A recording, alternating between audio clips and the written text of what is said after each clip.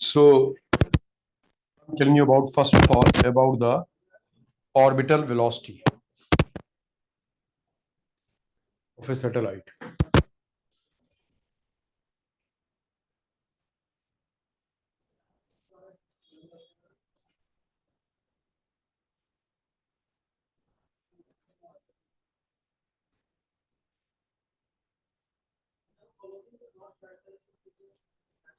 So, you see,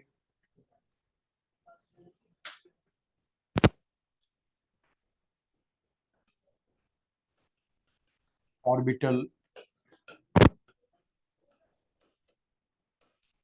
velocity of a satellite. बच्चों, जो satellite का कॉन्सेप्ट है वो बेसिकली होता क्या है कि कॉन्सेप्ट इज लाइक दैट. जैसे if I ask you, when an electron revolves around the nucleus, तो एक इलेक्ट्रॉन जो है वो न्यूक्लियस के चारों रिवॉल्व करता है ना. तो जब इलेक्ट्रॉन न्यूक्लियस के चारों रिवॉल्व करता है तो वो, जबकि प्रोटॉन्स उसे अट्रैक्ट करते हैं, है ना, उसे प्रोटॉन अट्रैक्ट करते हैं, इसके बावजूद भी वो न्यूक्लियस के चारों ओर क्या करता है, रिवॉल्व करता है. सो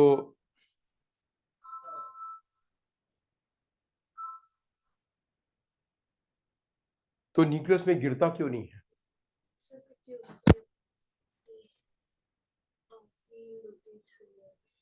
जैसे एक प्रोटॉन, न्यूक्लियस में प्रोटॉन है जिसके ऊपर पॉजिटिव चार्ज है और इलेक्ट्रॉन के पास नेगेटिव चार्ज है, और आपको मे बी ये आइडिया है, पता है कि एक इलेक्ट्रॉन न्यूक्लियस के चारों तरफ रिवॉल्व करता है, तो वो गिरता क्यों नहीं न्यूक्लियस में? सेंटीपिटल फोर्स बाहर की तरफ थोड़ी लगता है. दो, पहली चीज आपको ये समझना कि सेंटीपिटल फोर्स कोई फोर्स नहीं होता है. समझ रहे हो ना? नेचर के जो पहले से प्रेजेंट फोर्सेस हैं उनमें से कोई फोर्स सेंटीपिटल फोर्स का काम करता है, कोई फोर्स सेंटीपिटल फोर्स प्रोवाइड कराता है. मतलब सेंटीपिटल फोर्स का कॉन्सेप्ट ये है कि आप बोलोगे जब भी कोई बॉडी सर्कुलर पाथ पे चलती है, हम उसे और बेसिक से रिलेट करते हैं. जब भी कोई बॉडी सर्कुलर पाथ पे चलती है तो उसकी स्पीड अगर सेम भी है तो भी वेलोसिटी का डायरेक्शन चेंज हो रहा है. वेलोसिटी का डायरेक्शन, तो जब सर्कुलर पाथ पे बॉडी चलेगी तो उसकी वेलोसिटी का डायरेक्शन लगातार क्या होगा, वेलोसिटी सोर है, वेलोसिटी सोर है, वेलोसिटी सोर है, वेलोसिटी सोर है. वेलोसिटी का डायरेक्शन तो चेंज हो रहा है ना. और जब वेलोसिटी का डायरेक्शन चेंज हो रहा है तो आप बोलोगे velocity is changing because velocity is a vector quantity. और वेलोसिटी के चेंज होने का मतलब क्या हुआ, इसमें कोई एक्सेलरेशन है. जिस एक्सेलरेशन को आप बोलते क्या हो सर्कुलर मोशन में, सेंटीपिटल एक्सेलरेशन. तो मतलब अगर आपसे फ्यूचर में भी बोले कि सेंटीपिटल एक्सेलरेशन क्या होता है तो व्हाट विल यू से? The change of direction of velocity when a body moves in a circular path. और कोई भी एक्सेलरेशन प्रोड्यूस कौन कराता है? Force. Force produces the acceleration. तो दैट मींस कि अगर कोई भी बॉडी सर्कुलर पाथ पे चल रही है तो उसके पास जो सेंटीपिटल एक्सेलरेशन है उसे कोई फोर्स लगना चाहिए और सेंटीपिटल एक्सेलरेशन प्रोड्यूस कराएगा. और सेंटीपिटल एक्सेलरेशन एसी का डायरेक्शन, एसी की वैल्यू होती है वी स्क्वायर बाई आर, और ये लगता किस ओर है, एक्सेलरेशन होता किस ओर है, सेंटीपिटल सेंटर की ओर. तो ये एक्सेलरेशन प्रोड्यूस कराने के लिए न्यूटन्स लॉ के अकॉर्डिंगली फोर्स रिक्वायर्ड है मास m into a, that is what m into v square by r. तो आप बोलते हो कि mv square by r is the centripetal force. समझ लो, जैसे न्यूटन्स लॉ में F equals to mass m into a. There are two sides. One side represents what? This is what cause. ये क्या है और ये क्या है, इफेक्ट. फोर्स लगेगा तो एक्सेलरेशन आएगा. तो हमने ये पता किया कि जब बॉडी सर्कुलर पाथ पे चलती है तो सेंटर की ओर एक एक्सेलरेशन. अब एक्सेलरेशन के लिए हमें कोई फोर्स चाहिए. समझ रहे हो ना? तो जो फोर्स नीडेड है दैट इज सेंटीपिटल फोर्स. लेकिन सेंटीपिटल फोर्स कोई अलग से फोर्स नहीं होता. जैसे आपने बोला स्प्रिंग का फोर्स, किसी बॉडी के वेट वाला फोर्स, रिएक्शन वाला फोर्स, ऐसा फोर्स नहीं, इन्हीं में से कोई सेंट्रीपिटल फोर्स बन जाता है। में प्रेजेंट फोर्सेस हैं, one of the force becomes centripetal force that does the function of centripetal force. जैसे बोला कि electron revolves around the nucleus, so a centripetal force is needed for it. From where that force comes, you'll say the attractive force on the electrons towards the nucleus will provide the necessary centripetal force. So क्योंकि वो attractive force जो provide किया जा रहा है वो centripetal force provide कर रहा है, तो वो attractive force उसे अंदर की ओर पुल नहीं करेगा। फोर्स का काम एक्सेशन प्रोड्यूस कराना है ना, या तो फोर्स अपनी जिस लाइन के लॉन्ग है, जैसे यहां पे इलेक्ट्रॉन है, यहां पे प्रोटॉन है, न्यूक्लियस,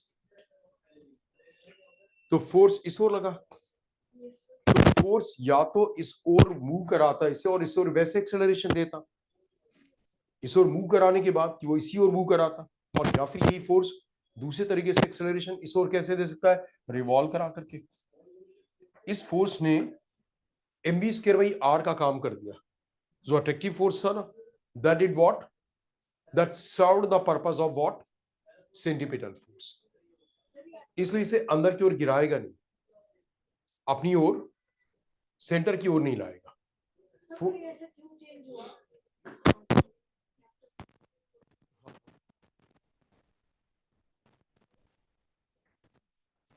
यही तो मैंने बोला, अगर ये रेस्ट पे होता तो इसी ओर चलना स्टार्ट करता, लेकिन जब आपने इसे वेलोसिटी दे दी तो फोर्स इस ओर है, वेलोसिटी इस ओर है, तो वो वेलोसिटी का डायरेक्शन चेंज करेगा इस ओर फोर्स की तरफ, और यहां पे होगा तो फोर्स इस ओर, वेलोसिटी इस ओर। हमेशा फोर्स वेलोसिटी के परपेंडिकुलर है। जब फोर्स वेलोसिटी के परपेंडिकुलर होता है तो वेलोसिटी के मैग्नीट्यूड में चेंज नहीं लाता, वो केवल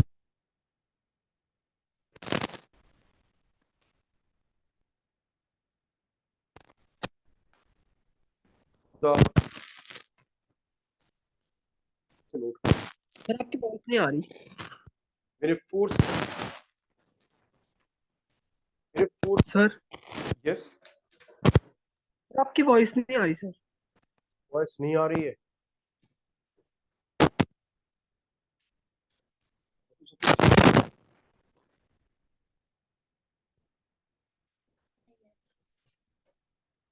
म्यूट पे तो नहीं। अभी आ रही है आवाज? Yes sir. तो आप ये नोट करोगे, when a force acts perpendicular to the direction of velocity, it can direction of velocity, it can only change the direction of velocity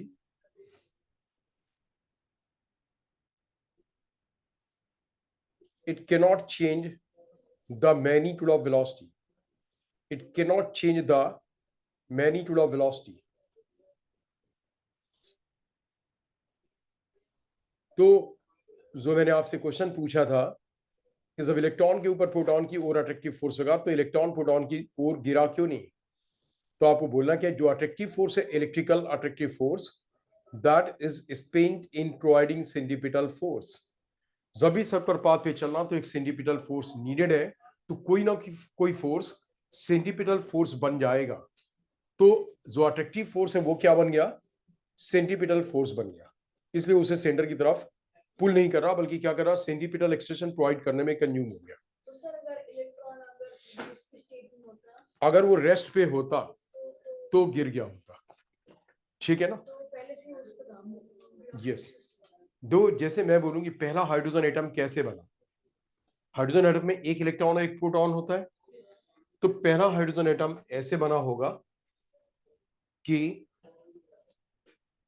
nature में, यूनिवर्स में कहीं पे एक प्रोटॉन आराम से पड़ा हुआ है ऐसे। ये तो फंडामेंटल पार्टिकल्स हैं, इलेक्ट्रॉन प्रोटॉन, कोई इलेक्ट्रॉन भी होगा और इलेक्ट्रॉन अपनी ही मस्ती में इस ओर चला जा रहा है, कोई अट्रैक्टिव रिपल्सिव फोर्स है ही नहीं, चला जा रहा स्पीड से यहां पहुंचा। जैसे यहां पहुंचा तो प्रोटॉन के इलेक्ट्रिकल फोर्स के अट्रैक्शन के चक्कर में पड़ गया, इस ओर लगा, अब वो फोर्स सेंटीमीटर फोर्स बन गया और इलेक्ट्रॉन को फिर जिंदगी भर इस प्रोटॉन के चक्कर लगाने पड़े और इस तरीके से पहला हाइड्रोजन एटम फॉर्म। बिल्कुल ऐसे ही हमारा सोलर सिस्टम फॉर्म हुआ होगा। सन कहीं पे है, कोई प्लैनेट कहीं है, प्लैनेट पहले सन से काफी दूर है, it's not a part of the solar system. Planet चला जा रहा चला जा रहा चला जा रहा, अब वो प्लैनेट सन के अट्रैक्टिव फोर्स के इन्फ्लुएंस में आ गया। फिर इसके चारों तरफ क्या हुआ, क्योंकि उसके पास स्पीड थी, जब वो सन के इन्फ्लुएंस में आया तो it has got a speed. Speed नहीं होती, रेस्ट पे होता तो सन पे गिर जाता। समझ रहे हो? तो वो सेंट्रीपिटल फोर्स का काम करने लगा जो अट्रैक्टिव फोर्स है, तो वो गिर नहीं पाया, बल्कि क्या हुआ, attractive force provide the necessary centripetal force and it keeps revolving in the circular orbit. The same thing is true for the satellite also. तो अब आप देखोगे सैटेलाइट के लिए क्या हुआ, सैटेलाइट में भी बेसिक कॉन्सेप्ट बस यही हुआ। अगर अर्थ की रेडियस आर ई, अर्थ का मास एम ई, एक एच हाइट ऊपर सैटेलाइट है एम मास का। ऑब्वियसली अगर आप किसी मास को यहां पे ऐसे ड्रॉप करा दोगे और वो ग्रेविटी के अंदर है तो नीचे गिर जाएगा।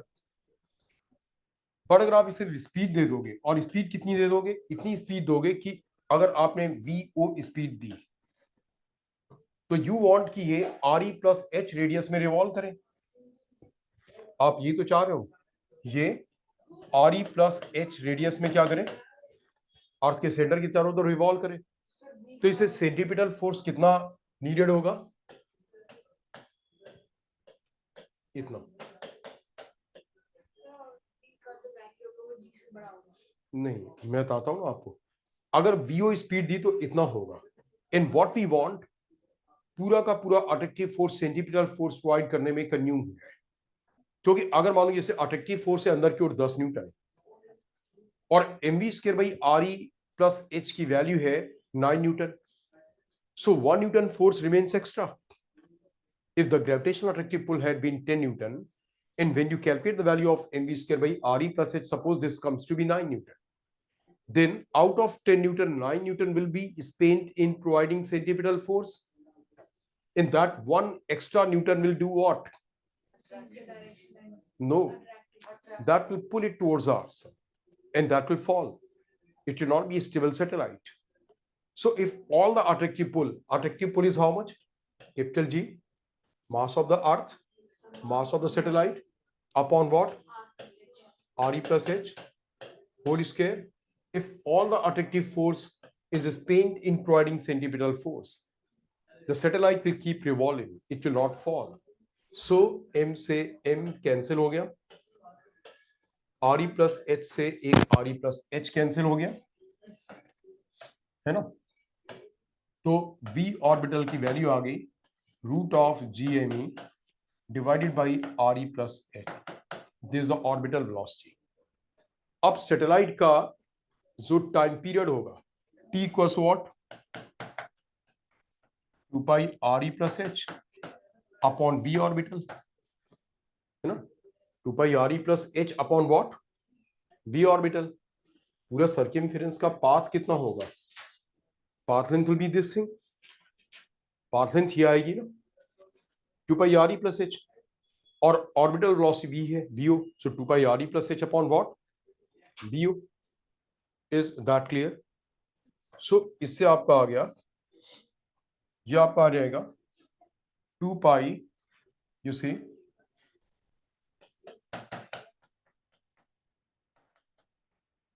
v ऑर्बिटल की वैल्यू होगी root of G M E divide by root of R E plus H. जब आप root of R E plus H ऊपर आ जाएगा तो टी इक्वल टू 2 पाई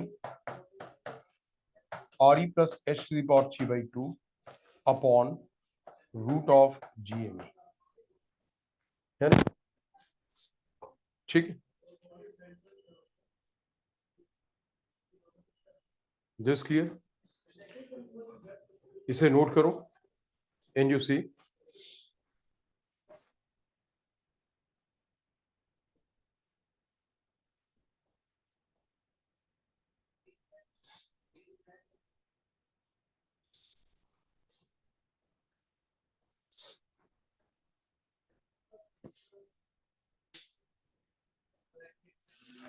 ठीक है, अब आप एक चीज देखोगे, हमने कैलकुलेट किया था acceleration to gravity on the surface of the earth, small G की वैल्यू GME/RE² थी।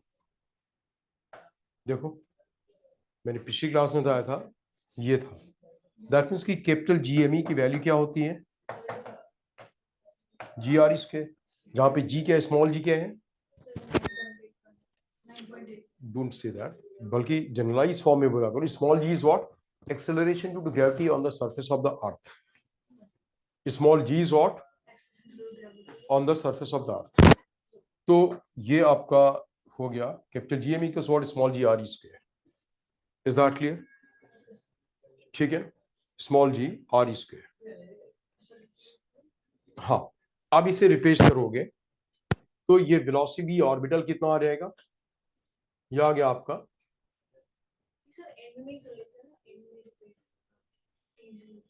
देखो ऐसे करोगे, हम इन फॉर्मूले में जनरली रिप्लेस नहीं करते हैं।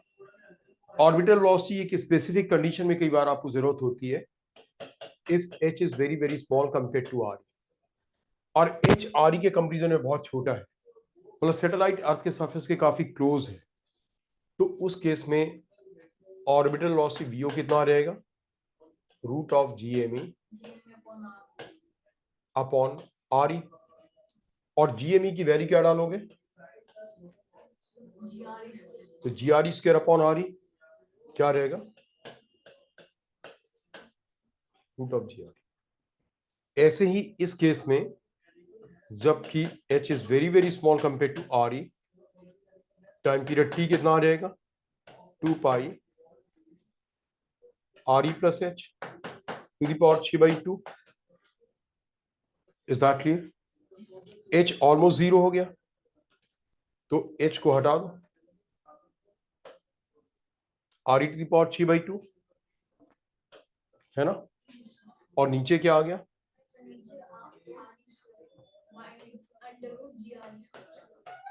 कितना आ गया, यही आ गया ना, यहाँ पे RE की एक पावर, यहाँ पे RE की पावर 3/2, तो ये क्या रहेगा, t को 2π RE/g। जब हम इसे सॉल्व करते हैं न्यूमेरिकली, RE की वैल्यू डालते हैं, G की वैल्यू डालते हैं, this comes to be approximately 84.6 minutes. So मैं ये इसकी वैल्यू आपको इसलिए बता रहा हूँ, यू कैन विजुअलाइज दैट कि जो अर्थ के सरफेस के बहुत क्लोज सैटेलाइट है, उसकी पूरी अर्थ का रिवॉल्यूशन वो 1.5 घंटे से भी कम में कंप्लीट कर लेता है, लेस देन 90 मिनट्स। 84.6 मिनट्स में वो अर्थ का पूरा रिवॉल्यूशन कंप्लीट कर लेता है। Is that clear? ये नोट किया आपने?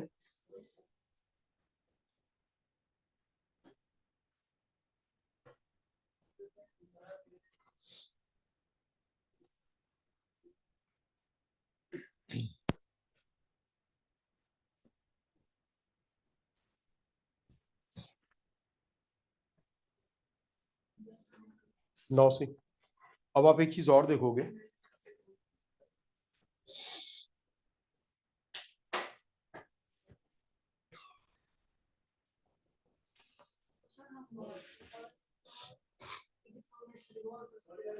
यस, अगर आप सैटेलाइट और वेलोसिटी v क्या लीनियर है, √GRE, ये काफी फास्ट स्पीड होगी, ये काफी फास्ट स्पीड होगी।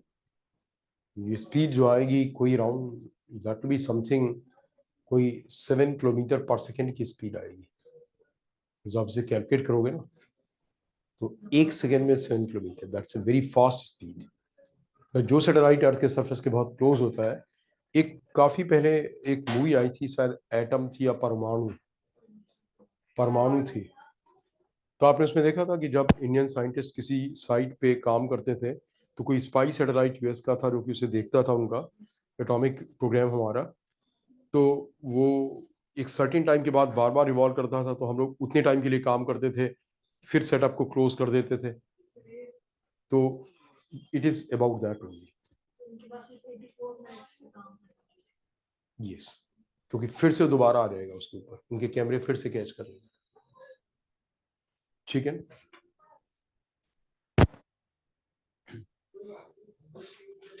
नाउ से अब आप देखो, ठीक है। नाउ यू सी, तो एक ये मैं कई मतलब जैसे है कि पूरा डिटेल के कराने का मतलब है कि पूरी जेई की तैयारी करा देना अभी से, सो दैट इज नॉट, और वो आप समझ नहीं पाओगे। तो कुछ चीजों में मैं आपको फैक्ट्स बताऊंगा कि जो फैक्ट्स आपको अभी याद रखने हैं। ठीक, जैसे है एक सैटेलाइट स्टेबल कब होगा। स्टेबल सैटेलाइट के लिए जरूरी ये है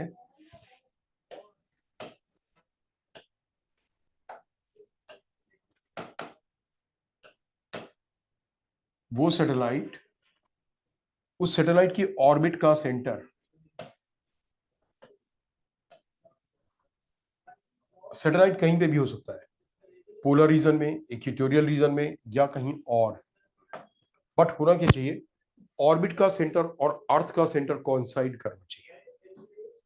मतलब satellite can not revolve in A part of the अर्थ। जैसे आप सोचो कि कोई सैटेलाइट अर्थ के एक इस पार्ट में रिवॉल्व कर लेगा, ऐसे में ऑर्बिट का सेंटर ये हुआ, अर्थ का सेंटर ये है, they not coinciding, satellite launch भी करोगे तुरंत गिर जाएगा।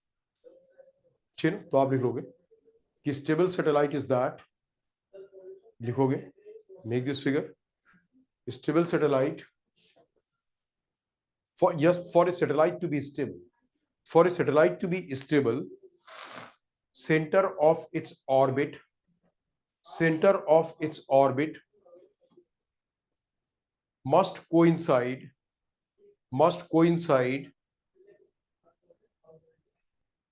with the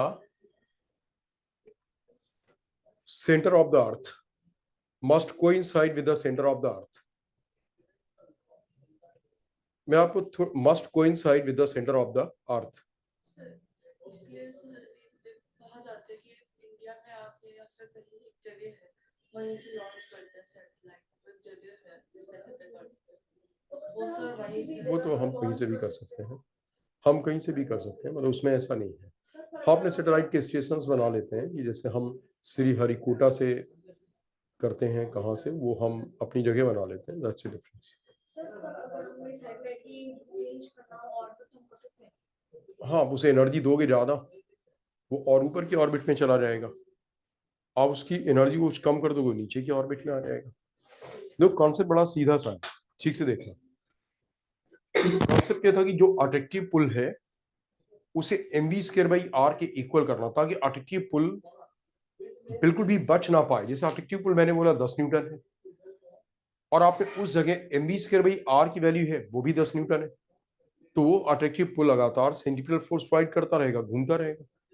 आपने स्पीड बढ़ा दी तो attractive pull is not enough to provide centripetal force, speed बढ़ा दी, mv²/r की वैल्यू 11 न्यूटन हो गई, और अट्रैक्टिव पुल केवल 10 न्यूटन है, तो अभी 1 न्यूटन और सेंट्रीपिटल फोर्स चाहिए, तो थोड़ा सा बाहर चला जाएगा अपने को एडजस्ट करने के लिए कि Re+H रेडियस बढ़ जाएगी, तो mv²/r की वैल्यू वापस से क्या हो जाएगी, अट्रैक्टिव पुल से बैलेंस कर जाएगी। और अगर उसकी स्पीड, मानो कि अट्रैक्टिव पुल है 10 न्यूटन और mv²/r की वैल्यू है 9 न्यूटन, तो अब उसकी 1 न्यूटन बचा तो वो अंदर की ओर आएगा।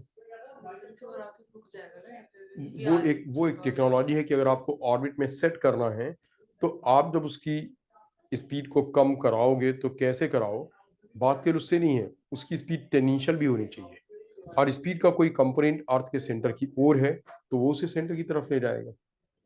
Is that so you need not to think and worry about all those things अभी, बस आपको ये पता होना चाहिए कि अगर जितनी ऑर्बिटल वेलोसिटी हमने कैलकुलेट की एग्जैक्टली उतनी ही है, ठीक है ना, और वो टेंजेंशियल है पाथ के, तो वो रिवॉल्व करता रहेगा, उससे ज्यादा होगी तो बाहर जाएगा, उससे कम होगी तो अंदर आएगा।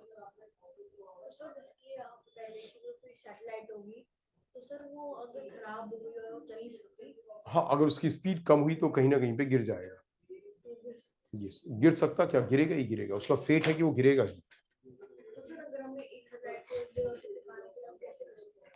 जनरली ऐसा होता है कि उसकी जितनी एनर्जी रजिस्टिव फोर्सेस के अगेंस्ट, हमें वहां पे चाहिए क्या, सैटेलाइट केवल एक बॉडी है, और आप सैटेलाइट के की विंडो से एक बॉडी को टपका दोगे तो वो भी सैटेलाइट है, उसमें कोई इंजन थोड़ी लगाना, सैटेलाइट में कोई इंजन थोड़ी लगाना, आपने एक बार वेलोसिटी दे दी, अब अगर वहां पे कोई रेजिस्टेंस नहीं है, एयर का रेजिस्टेंस नहीं, कोई और रेजिस्टेंस नहीं है, तो बस अपनी उसी स्पीड से चलता रहेगा, हमें कोई एनर्जी थोड़ी देनी है। तो अगर एयर के रेजिस्टेंस वगैरह में थोड़ी बहुत एनर्जी खर्च होती है, तो वो एनर्जी जनरली हम लोग क्या करते हैं कि वो सोलर एनर्जी बाहर से सोलर सेल वगैरह लगा करके और उसे कन्वर्ट करा लेते हैं।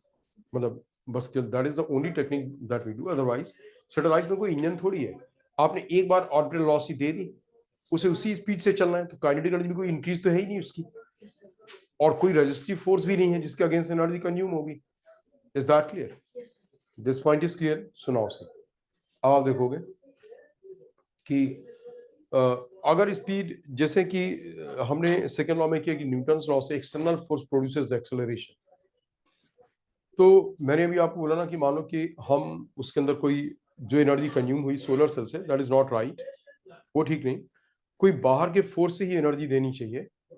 तो यूजुअली उस केस में है कि अगर कभी ऐसा है तो कोई चीज फायर की जाएगी, और जो चीज फायर की जाएगी तो उससे जैसे अपोजिट डायरेक्शन में क्या होगा, वो मूव करेगा, और वो अपोजिट डायरेक्शन में, जैसे आपने रॉकेट में है कोई चीज इस ओर फायर की, यू वांट की वेलोसिटी इस ओर हो, तो उसे थोड़ा सा मोमेंटम उस ओर मिल जाएगा। So technologically all these things can be controlled, कि वेलोसिटी कम हुई है तो that velocity can be again be gained, right now. अब आप देखोगे अगर कोई रेजिस्टिव फोर्स होगा वहां पे तो कम होगी, नहीं तो कम नहीं होगी। स्टेबल सैटेलाइट में ऑर्बिट क्या होनी चाहिए, अर्थ का और उसका सेम। उसका सीधा सा रीजन है, अगर जैसे यहाँ पे सैटेलाइट होता तो अर्थ की ओर अट्रैक्टिव पुल है, एक कंपोनेंट सेंट्रीपिटल फोर्स प्रोवाइड करने में खर्च हो गया, दूसरा कंपोनेंट अट्रैक्टिव पुल का क्या करेगा, ऑर्बिट से डीरेल करा देगा। इसलिए ऑर्बिट, अब अट्रैक्टिव पुल इस ओर है, उसी ओर सेंट्रीपिटल फोर्स चाहिए, पूरा अट्रैक्टिव पुल सेंट्रीपिटल फोर्स प्रोवाइड करने में क्या होगा, खर्च हो जाएगा। अब एक और सैटेलाइट बड़ा इंपॉर्टेंट होता है, you right, Jio stationery satellite. Jio stationery satellite. तो जो जियो स्टेशनरी सैटेलाइट है, पहली चीज की ये क्या होता है, कहां पे होता है। जो जियो स्टेशनरी सैटेलाइट का कॉन्सेप्ट ये है, अर्थ के एक फिक्स्ड पॉइंट के ऊपर ही हमेशा रहेगा, अर्थ के एक फिक्स्ड पॉइंट के ऊपर ही हमेशा रहेगा, पर अर्थ के रिस्पेक्ट में वो रेस्ट पे होगा। ठीक है, देखो मैं बताता हूँ कि जियो स्टेशनरी कैसे बनता है, आई टेल यू दैट। देखो जो है ना कि तुम्हें थोड़ा सा इस साइड अपना सर लाना होगा, कैमरे पे भी दिखाई दे, खड़े हो जाओ। तो बच्चों मानो कि ये अर्थ है, और अर्थ अपनी एक्सेस के अबाउट ऐसे रोटेट करेगी, राइट। अब मानो कि एक सैटेलाइट यहाँ पे है, यहाँ सैटेलाइट है इस जगह, तो अर्थ जैसे से रोटेट करेगी ये सैटेलाइट भी वैसे ही रोटेट करेगा, और हमेशा अर्थ के एक फिक्स पॉइंट के ऊपर, मानो अर्थ का वो फिक्स पॉइंट है, अर्थ में एक फिक्स पॉइंट है ये ईयर।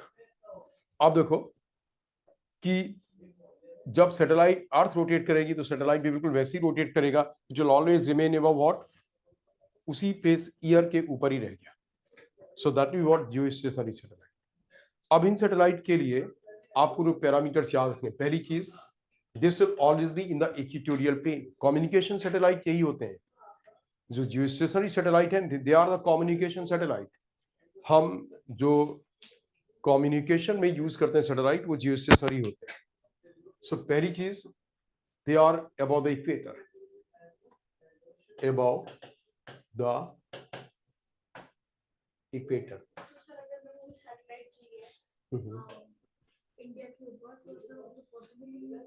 सारे कंट्रीज को सैटेलाइट का एक जोन अलॉट किया गया है, मतलब इक्वेटोरियल प्लेन तो बहुत बड़ा प्लेन हो गया, आप पहले देखो above the equator।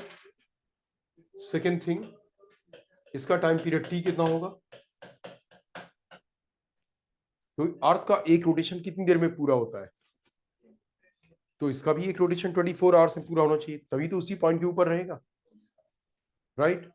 और जब आपको टाइम पीरियड टी पता लग गया तो उससे हम कैलकुलेट कर लेते हैं कितनी हाइट होगी, इसकी हाइट जो होगी अर्थ के सरफेस के ऊपर, h will be approximately equal to 33,000 to 36,000 kilometre. इतने किलोमीटर ऊपर होता है।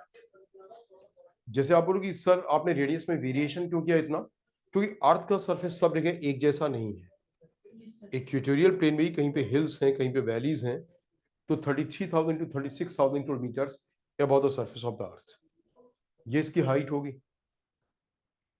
दिस इज क्लियर ना। अब जब रेडियस कितनी हो गई सेंटर से, are E plus this thing, काफी बड़ी रेडियस हो गई ना, तो जो ऑर्बिटल रेडियस, ऑर्बिट का पूरा पेरीफेरी होगी, जहां इक्वेटोरियल, जहां पे ये वाले सैटेलाइट्स होंगे, बहुत बड़ा रीजन हो गया। तो हर एक कंट्री को, सो दैट कि किसी में कोई झगड़ा ना हो, इंटरनेशनल कम्युनिटी ने और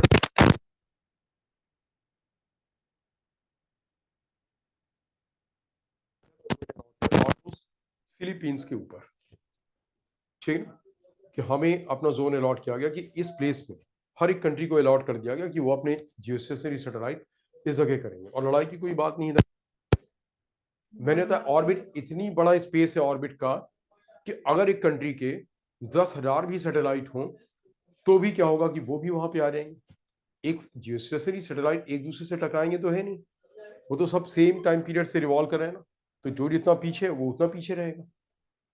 इज दैट क्लियर। ये तो है नहीं कि किसी का सैटेलाइट, यूएस का सैटेलाइट आगे बढ़ा, उसने पाकिस्तान के सैटेलाइट को गिरा दिया, तो वो तो सबकी टाइम पीरियड टी सबका क्या है, same, they'll keep revolving where they are, वो तो वहीं पे होते रहेंगे। आप समझ गए। So this about the geostationary satellite. Now say next is satellite के बाद कुछ एक फॉर्मूले हैं, आप मतलब डेफिनेशन और फॉर्मूले वो नोट करोगे। One is gravitational field. तो gravitational field is what, it is the region surrounding a mass up to which its gravitational pull is experienced by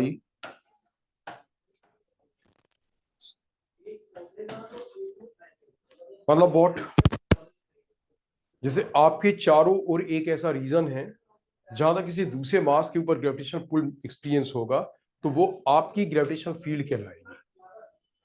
जैसे अभी आप जैसे इनसे इतनी दूर बैठे हो, तो are you getting attracted towards him? No. यानी कि आप इनके चारों तरफ इनकी ग्रेविटेशनल फील्ड है, अगर आप उस फील्ड के अंदर वाले रीजन में होते तो इनकी और ग्रेविटेशनल पुल लगता, उसके बाहर हो तो नहीं लगेगा। वो होता क्या कि जैसे मान लो कि अब अगर वैसे कैलकुलेट करें, आपका मास m1, आपका मास m2, आपके बीच एक सर्टेन डिस्टेंस है, कुछ तो अट्रैक्टिव फोर्स आएगा, बट वो अट्रैक्टिव फोर्स इतना कम आएगा क्योंकि कैपिटल जी के लिए बहुत कम है, कैपिटल जी के लिए 10⁻11 के ऑर्डर में है, तो अट्रैक्टिव फोर्स इतना कम आएगा कि वो ऑलमोस्ट नेग्लिजिबल है। जब फोर्स ऐसा आए कि एक दूसरे मास को रियली लगे कि इट इज गेटिंग अट्रैक्टेड, जैसे आप देखो कि जनरली ग्रेविटेशनल पुल किन के बीच में आपको महसूस होता है, बहुत बड़े ऑब्जेक्ट्स में। अर्थ का मास बहुत बड़ा है तो अर्थ हमें अट्रैक्ट करती है, वी फील दैट फोर्स। अगर हमें अर्थ के ऊपर से थोड़ी सी दूर ऊपर से टपका दिया जाए, हम कहीं से जंप करें तो हम अर्थ की तरफ आते हैं ना, बिकॉज ऑफ व्हाट फोर्स, उसी ग्रेविटेशनल फोर्स से। फिर यहाँ पे मासेस बहुत बड़े हैं सेलेस्टियल ऑब्जेक्ट्स के लिए, वहां पे उनकी ग्रेविटेशन फील्ड भी काफी दूर तक होती है, कि अर्थ के सरफेस से आपको काफी दूर ले जाया है, काफी दूर ले जाया है, वहां पे भी ग्रेविटेशन फील्ड अर्थ की होगी। तो एक सर्टेन डिस्टेंस के बियॉन्ड ही अर्थ की ग्रेविटेशनल फील्ड जीरो आएगी, कि वहां पे फिर अगर आपको छोड़ दिया जाए तो आप वहीं पे रह जाओगे, फिर आप नीचे नहीं गिरोगे। तो हर एक मास के सराउंडिंग में उसकी ग्रेविटेशनल फील्ड होती है। अगर उस फील्ड के अंदर वाले एरिया में कोई पार्ट आ गया, कोई मास आ गया, तो पुल लगेगा, और उसके बाहर होगा तो फोर्स नहीं लगेगा। ठीक है, राइट। बट ये कोई फिजिकल क्वांटिटी नहीं, इससे एसोसिएटेड जो फिजिकल क्वांटिटी है दैट इज ग्रेविटेशनल इसको किसी अल्फाबेट से रिप्रेजेंट करते हैं। नहीं, ग्रेविटेशनल फील्ड को, gravitational field intensity physical quantity है, उसे रिप्रेजेंट करते हैं, ग्रेविटेशनल फील्ड को नहीं। ग्रेविटेशनल फील्ड केवल एक एरिया है एक मास के सराउंडिंग का, बोलो समझ रहे हो। ग्रेविटेशनल फील्ड इसे हम ई से रिप्रेजेंट, और इसकी वैल्यू क्या होती है, जैसे मास m है तो इस मास m से r जो ग्रेविटेशनल फील्ड इंटेंसिटी E की वैल्यू होगी यहां से r से दूर, it will be capital G mass m upon r square. और ये वेक्टर क्वांटिटी है, इसकी डायरेक्शन किस ओर होगी, जैसे इस पॉइंट पे ग्रेविटेशनल फील्ड इंटेंसिटी इस मास के ड्यू टू निकाल रहे हो आप, तो इसी की ओर होगी, E किस ओर होगी, उसी मास की ओर, जिसके ड्यू टू आप कैलकुलेट करें उस मास की ओर होगी। ठीक है, तो जैसे मान लीजिए आपसे बोला रही कि एक मास है 4 kg, एक मास है 2 kg, के बीच की डिस्टेंस है 2 मीटर। बोला गया कि 4 kg से कितने डिस्टेंस दूर ग्रेविटेशन, यहां से x equals what where e is 0। आपने माना कि x यहां से x डिस्टेंस दूर, इसके ड्यू टू फील्ड इस ओर होगी E1, कितनी होगी, 4 kg है तो 4 upon x square, capital G m upon one, कितना हो गया, और इसके ड्यू टू फील्ड इस ओर होगी E2, ये E1 है मान लो, और इस ओर E2, तो वो अगर इसकी इक्वल होगी तो नेट फील्ड क्या रहेगी, क्योंकि दोनों अपोजिट डायरेक्शन में है। So this equals what, capital G 2 upon 2 minus x का स्क्वायर। यहां से डिस्टेंस x थी तो टोटल डिस्टेंस 2 मीटर है, तो कितनी होगी यहां से, इससे कैंसिल हो गया, तो इससे आपका आ गया, इसका स्क्वायर रूट लिया तो स्क्वायर रूट लेने से कितना रहेगा, 2 upon X equal root 2 upon 2 minus X, square root से फिर आप क्रॉस मल्टीप्लिकेशन करोगे और x की वैल्यू निकाल दोगे, आ रहेगा ना, क्रॉस मल्टीप्लिकेशन करके x की वैल्यू आ जाएगी। अरे जो भी आएगी आप नोट तो करो उसे, मतलब हमें निकालना कि दो मासेस हैं तो एक मास से कितने डिस्टेंस दूर ग्रेविटेशनल फील्ड इंटेंसिटी 0 होगी। एक है 4 kg, दिस इज 2 kg, दोनों के बीच की डिस्टेंस इज 2 मीटर, दोनों के बीच डिस्टेंस है दैट इज व्हाट 2 मीटर। ठीक,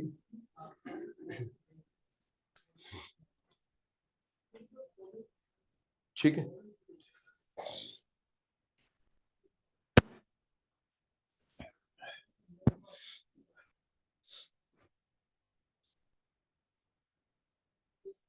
सर वो 2 kg की उसकी कमी होगी और 2 माइनस x की होगी।